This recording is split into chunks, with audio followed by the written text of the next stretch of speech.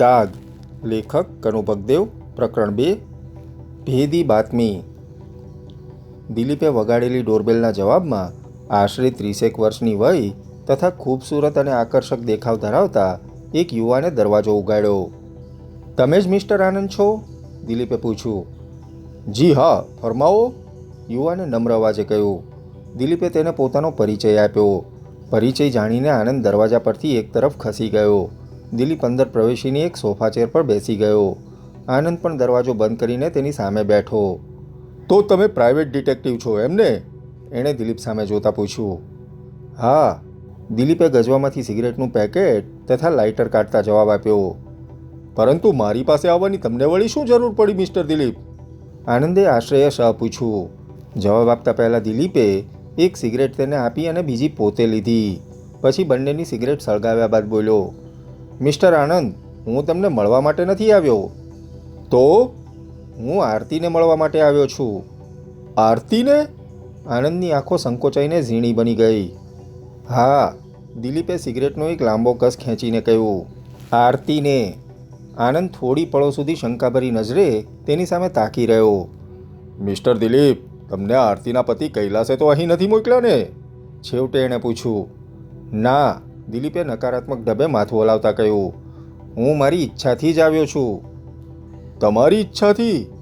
હા. કેમ? મેં કહ્યું તો ખરું કે હું આરતીને મળવા માગું છું. પણ તમે આરતીને શા માટે મળવા માગો છો? મારે એનું થોડું જરૂરી કામ છે. હું કૈલાસને ઘેર ગયો તો એ ત્યાં નહોતી. હું તેના પિતાજી શાહ સાહેબને ઘેર ગયો તો ત્યાં પણ એની સાથે મુલાકાત ન થઈ. આરતીની બહેન પ્રિયાના કહેવા મુજબ એ કદાચ અહીં તમારે ત્યાં આવી હોવી જોઈએ. આજે તો આરતી અહીં નથી આવી. ઓહ, તો એનો અર્થ એ થયો કે આરતી અવારનવાર અહીં આવે છે, ખરું ને? જવાબ આપતા પહેલાં આનંદ પળભર ખમચાયો. પછી બોલ્યો. જી હા. આરતી અવારનવાર અહીં શા માટે આવે છે એ કહેશો? તમારે એનું શું કામ છે? ખેર, તમારી ઈચ્છા ન હોય તો જવા દો. દિલીપે કુંડો શ્વાસ લેતા બોલ્યો. આરતી સાથે તમારે શું સંબંધ છે એ તો કહેશો ને? આરતી સાથે મારે ગમે તે સંબંધ હોય, એની સાથે તમારે શું નિસ્બત છે? અને આ બધું તમે મને શા માટે પૂછી રહ્યા છો? આનંદના અવાજમાં નારાજગીનો સૂર હતો. મિસ્ટર આનંદ, દિલીપ એક એક શબ્દ પર ભાર મૂકતા ગંભીર અવાજે બોલ્યો. કૈલાસ આરતીનું ખૂન કરવા માગે છે એવી મને શંકા છે. એટલે જ હું તમને આ બધું પૂછું છું. શું? આનંદની આંખો ભય મિશ્રિત અચરજથી પહોળી થઈ ગઈ. શું ખરેખર કૈલાસ આરતીનું ખૂન કરી નાખવા માગે છે? જી હા. આ વાતની તમને કેવી રીતે ખબર પડી? આરતીના પત્રથી. પત્રથી? હા, એણે મને પત્ર લખીને પોતાનું ખૂન થઈ જવાનો ભય વ્યક્ત કર્યો છે. એણે શું લખ્યું છે? આનંદે ધ્રુજતા અવાજે પૂછ્યું. એના લખવા મુજબ કૈલાસ તેનું ખૂન કરી નાખવા માગે છે એવી એને શંકા છે. એટલું જ નહીં, જો એનું ખૂન થાય તો મારે કૈલાસ વિરુદ્ધ પુરાવાઓ શોધીને તેને કાયદાને હવાલે કરવાનો છે. મિસ્ટર દિલીપ, આ કૈલાસ એક નંબરનો નીચ અને નાલાયક માણસ છે. આરતીની શંકા સાચી જ છે. એ તેનું ખૂન કરી શકે તેમ છે. એ જરૂર તેનું ખૂન કરી નાખશે. પ્લીઝ, તમે આરતીને બચાવો. ગમે તે રીતે બચાવો. કેવી રીતે બચાવું? આખી દુનિયા આરતી પર ખાર ખાઈને બેઠી હોય, એની દુશ્મન બની ગઈ હોય એવું મને તો લાગે છે. કેમ? ત્યારે શું? આરતીનો પતિ તેને મારી નાખવા માગે છે. એનો બાપ તેને એટલી નફરત કરે છે કે તે મરી જાય એમ ઈચ્છે છે. એની બહેને તમારું સરનામું તો આપ્યું, પરંતુ એના વર્તન પરથી સ્પષ્ટ રીતે દેખાઈ આવતું હતું કે એ પણ આરતીથી નારાજ હતી. અને હવે જ્યારે હું તમને આરતી વિશે પૂછું છું તો તમે પણ તમારે શું કામ ને તમારે શું નિસ્બત વગેરેનો આધાર લઈને તમારી નારાજગી વ્યક્ત કરો છો. હવે તમે જ કહો, આ સંજોગોમાં મારે એને કેવી રીતે બચાવી? સોરી મિસ્ટર દિલીપ, આનંદ ગંભીર અવાજે બોલ્યો. તમે આરતી વિશે શા માટે પૂછપરછ કરો છો એની મને ખબર નહોતી. એટલે જ મેં તમારા સવાલોના જવાબો આપવાનું ટાળ્યું હતું.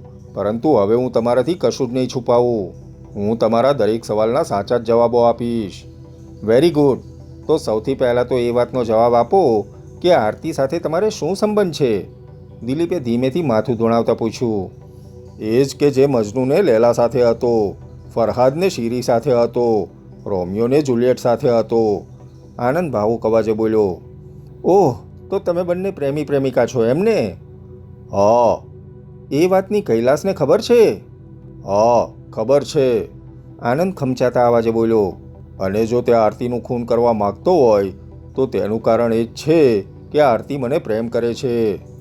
આરતી નથી કૈલાસને ત્યાં, નથી તેના પિતાને ત્યાં કે નથી અહીં. તો અત્યારે તે ક્યાં હશે? એ બાબતમાં તમે કશું જણાવી શકો એમ છો? જી ના, હું જણાવી શકું તેમ નથી. આનંદ નકારાત્મક ઢબે માથું હલાવતા બોલ્યો. આજે બપોરે અમારા મળવાનો પ્રોગ્રામ હતો. અમે બંને સાથે જ લંચ કરવાના હતા, પરંતુ લગભગ 10 વાગ્યે એણે મને ફોન કરીને જણાવ્યું કે આજે તે મારી સાથે લંચ નહીં કરી શકે. કેમ? એના કહેવા મુજબ આજે તેને કૈલાસ સાથે લંચ લેવા જવાનું હતું. લંચ ક્યાં લેવાનું છે? ઘર કે હોટલમાં? એ બાબતમાં એણે કંઈ જણાવ્યું હતું?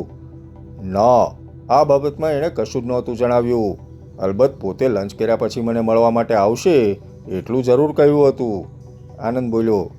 જો એને આવવું હોત તો ક્યારની એ આવી ગઈ હોત એમ હું માનું છું. જી હા, તમારી વાત સાચી છે. શું આના પરથી એવું નથી લાગતું કે આરતી ખરેખર કોઈ મુશ્કેલીમાં મુકાઈ ગઈ છે? હા, લાગે છે તો એવું જ. આનંદે સહમતિ સૂચક ઢબે માથું હલાવતા કહ્યું. દિલીપે પોતાની કાંડા ઘડિયાળમાં સમય જોયો. પછી તે થોડી પળો સુધી કોઈક ઊંડા વિચારમાં ડૂબી ગયો. મિસ્ટર આનંદ, છેવટે એણે કહ્યું, જો ખરેખર તમે આરતીને પ્રેમ કરતા હો, ખરેખર તમને તેના જીવની ચિંતા થતી હોય તો અત્યારે જ તેને શોધવા માટે નીકળી પડો. જો એ મળે અથવા તો તેના વિશે કંઈ પણ માહિતી મળે તો તરત જ મારો સંપર્ક કરજો. વાત પૂરી કર્યા પછી એણે ગજવામાંથી પોતાનું વિઝિટિંગ કાર્ડ કાઢીને આનંદ સામે લંબાવ્યું. આનંદે તેના હાથમાંથી કાર્ડ લઈને તેનું નિરીક્ષણ કર્યું. મિસ્ટર દિલીપ, મારે એને ક્યાં શોધવી? એણે પૂછ્યું. ગમે ત્યાં, જરૂર પડે તો આખા શહેરમાં ફરી વળો. એના કરતાં તો હું પોલીસમાં જ ફરિયાદ નોંધાવી દઉં તો? ના, હાલ તુરત એવું કંઈ કરવાની જરૂર નથી. અત્યારે હું આરતીને શોધવા માટે એકાદ બે જગ્યાએ જાઉં છું. જો એ ત્યાં પણ નહીં મળે તો પછી હું પોતે જ પોલીસમાં ફરિયાદ નોંધાવી દઈશ. દિલીપે સિગરેટનું ઠૂઠું સામે સ્ટૂલ પર પડેલી એસ્ટ્રેમાં પધરાવતા કહ્યું. આનંદે ધીમેથી માથું હલાવ્યું. દિલીપ તેની રજા લઈને બહાર નીકળ્યો અને સડકની બીજી તરફ પાર્ક કરેલા પોતાના મોટરસાઇકલ તરફ આગળ વધી ગયો. એ જ વખતે ફૂટપાથ પર બેસીને બૂટ પોલિશ કરનાર એક છોકરાએ સ્ટેન્ડ પર બ્રશ ટપટપાવતા બૂમ પાડી. સાહેબ, પાલિશ કરાવી લો. તમારા બૂટ એવા તો ચમકાવી દઈશ કે તમે એમાં જોઈને વાળ પણ ઓળી શકશો. દિલીપે એક ઊંડી નજર તેના પર ફેંકી. ત્યારબાદ મોટરસાઇકલ સ્ટાર્ટ કરીને એ રવાના થઈ ગયો. એના ચહેરા પર અત્યારે વિચારના હાવભાવ છવાયેલા હતા. થોડી વાર પછી એક 8 માળની ઇમારત સામે પહોંચીને એણે મોટરસાઇકલ ઊભું રાખ્યું. આ ઇમારત ગોલ્ડન માર્કેટના નામથી પ્રખ્યાત હતી અને તેમાં ઢગલાબંધ ઓફિસો તથા દુકાનો હતી. સાધના દોશીનું બ્યુટી પાર્લર ગ્રાઉન્ડ ફ્લોર પર જ હતું. મોટરસાઇકલ પાર્ક કરીને દિલીપ બ્યુટી પાર્લરમાં પ્રવેશ્યો. જોગાનું જોગ સાધના અત્યારે એકલી જ હતી.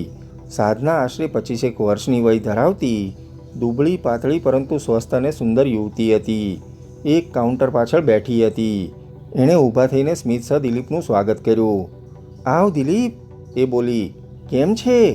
મજામાં છું, કહીને દિલીપે બ્યુટી પાર્લરમાં ચારે તરફ નજર દોડાવી. આરતી તેને ક્યાંય ન દેખાઈ. કોઈ દિવસ નહીં ને આજે શા માટે દર્શનનો લાભ આપવો પડ્યો? સાધનાએ પૂછ્યું. હું અહીં તારી બહેનપણી આરતીને શોધવા માટે આવ્યો છું, દિલીપે જવાબ આપ્યો. આરતીને શોધવા માટે?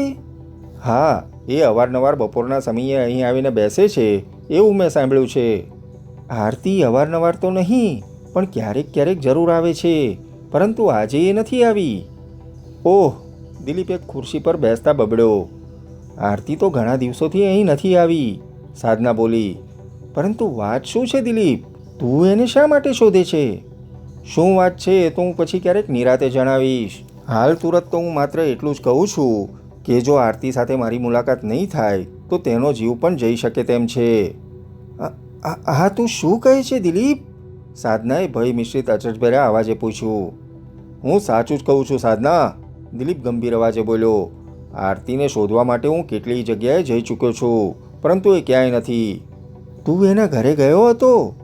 હા, હું એના પતિ તથા પિતાજી બંનેના ઘરે જઈ આવ્યો છું. તે એના પ્રેમી આનંદને ત્યાં તપાસ કરી? હા, એ ત્યાં પણ નથી. એને ત્યાં જ હોવું જોઈએ. હમણાં એના મોટાભાગનો સમય આનંદ સાથે જ પસાર થાય છે. પરંતુ આજે એ આનંદ સાથે નહોતી. કમાલ કહેવાય. કેમ? એ નથી પોતાને ઘેર, નથી તેના પિતાજીને ઘેર, કે નથી અહીં આવી, તો પછી ક્યાં ગઈ હશે? જાણે પોતાની જાતને પૂછતી હોય એવા અવાજે સાધના બોલી. ક્યાંક એ આનંદની જેમ તેના બીજા કોઈ પ્રેમી સાથે તો નહીં હોય ને?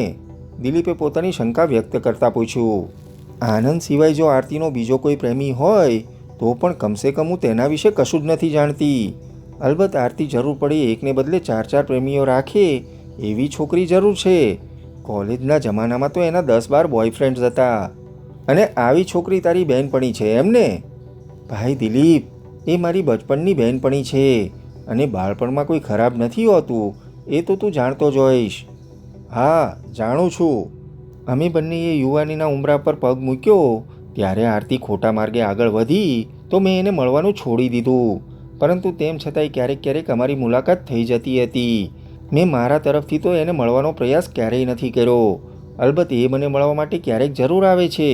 એ મારી બચપનની બહેનપણી છે એટલે હું તેનું માન જાળવું છું. બાકી તેની સાથે સંબંધ રાખવામાં મને જરા પણ રસ નથી. અંદર ખાનેથી મને જરાય પણ નથી ગમતું. ઘણી રીતે તો તેને સ્પષ્ટ રીતે અહીં આવવાની ના પાડી દેવાનું મને ઘણું મન થાય છે, પરંતુ ઈચ્છા હોવા છતાંય હું તેને ના નથી પાડી શકતી. દિલીપ કંઈ વિચારવા લાગ્યો. થોડી પળો સુધી વિચાર્યા બાદ એણે પૂછ્યું, તો આરતી અત્યારે ક્યાં હશે? એ બાબતમાં તું કંઈ જણાવી શકે તેમ નથી, ખરું ને? ના, સાધનાએ નકારાત્મક ઢબે માથું હલાવ્યું. ઓકે, તો હું હવે જઈશ, કહીને દિલીપ ઊભો થયો. પણ વાત શું છે એ તો કહે, સાધનાએ વ્યાકુળતા મિશ્રિત ઉત્સુક અવાજે પૂછ્યું. પછી ક્યારેક કહીશ, અત્યારે હું ઉતાવળમાં છું. પણ તું એક કામ કર. બોલ. તારી પાસે જો આરતીના પતિ કૈલાસની ઓફિસનો નંબર હોય તો મને આપ.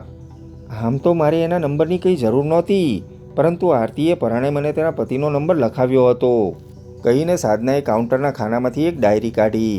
એણે ડાયરીમાંથી કૈલાસનો નંબર તથા સાથે સાથે સરનામું પણ શોધીને દિલીપને લખાવી દીધું. દિલીપ ડાયરીને ગજવામાં મૂકીને સાધનાના બ્યુટી પાર્લરમાંથી બહાર નીકળ્યો. ઇમારતની લોબીમાં જ એક પબ્લિક ટેલિફોન બૂથ હતું. દિલીપ ઉતાવળા પગલે આગળ વધીને બૂથમાં પ્રવેશ્યો. પછી ગજવામાંથી ડાયરી તથા ₹1નો સિક્કો કાઢીને એણે કૈલાસની ઓફિસનો નંબર મેળવ્યો. કૈલાસ પોતાની ઓફિસમાં જ છે કે નહીં એ તે જાણવા માગતો હતો. હલો. સામે છેડેથી રિસીવર ઉંચકાતાની સાથે જ સિક્કાને કોઈન બોક્સમાં પધરાવી અવાજ બદલાવીને એણે પૂછ્યું, મિસ્ટર કૈલાસ છે? જી હા, ફરમાવો, હું કૈલાસ જ બોલું છું. દિલીપે કંઈ જવાબ આપ્યા વગર રિસીવરને ઉપર લટકાવી દીધું અને બૂથમાંથી બહાર નીકળી આવ્યો. 2 મિનિટ પછી પુનઃ એનું મોટરસાઇકલ વિશાળગઢની ભીડભરી સડકો પર દોડતું હતું. થોડી વાર બાદ એણે પોલીસ હેડક્વાર્ટરના કમ્પાઉન્ડમાં પહોંચીને મોટરસાઇકલ ઊભું રાખ્યું. ત્યારબાદ તે ઇન્સ્પેક્ટર વામનરાવની ઓફિસમાં પહોંચ્યો.